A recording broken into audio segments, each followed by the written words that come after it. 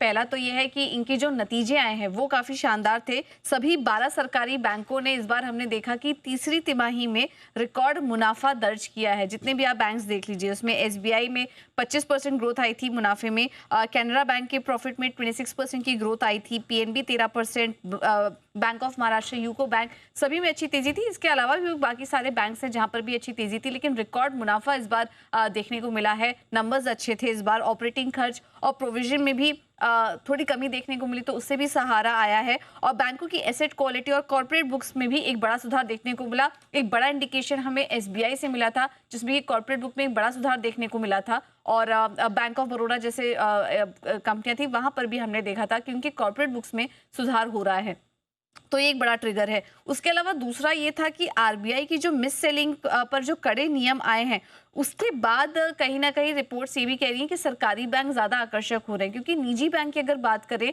तो उनके फ़ी इनकम में असर पड़ सकता है, क्योंकि ज़्यादातर जो फ़ी इनकम होता था वो ये इंश्योरेंस बेच कर और बाकी जितने भी फाइनेंशियल प्रोडक्ट्स हैं उनसे ज़्यादातर इनकी जो फ़ी इनकम है वो आती थी। अब उस पर जो कड़े नियम आ चुके हैं, तो कहीं ना कहीं माना जा रहा है कि उनके फ़ी इनकम पर असर पड़ सकता है। तो ऐसे में उसके मुकाबले भी, अगर निजी बैंकों के मुकाबले भी देख रहे हैं हम, तो सरकारी बैंक काफ़ी आकर्षक नजर आ रहे हैं। और जनवरी महीने में हमने देखा कि म्यूचुअल फंड्स की भी जो हिस्सेदारी है वो 3 साल के उच्चतम स्तर पर पहुंच चुकी है। म्यूचुअल फंड के पोर्टफोलियो में सरकारी बैंकों का वेटेज भी बढ़ा है काफी, 3.4% से बढ़कर 3.7% आ चुका है मंथ ऑन मंथ अगर देखो तो। और वैल्यू के आधार पर भी सबसे ज्यादा म्यूचुअल फंड की खरीदारी जो है वो एसबीआई में इस बार देखने को मिल रही है। तो काफी अट्रैक्टिव हर पैमाने पर नजर आ रहे हैं, इनके नंबर्स भी अच्छे हैं। फंड हाउसेस का भी यहाँ पर इंटरेस्ट बना हुआ है, और हाल फिलहाल में आरबीआई ने भी जो कदम उठाए उसका भी यहाँ पर फायदा मिल रहा है। तो काफी सारे तेजी के फैक्टर्स नजर आ रहे हैं सरकारी बैंकों के लिए, जिसके चलते हम देख रहे हैं कि लगातार 3 दिनों से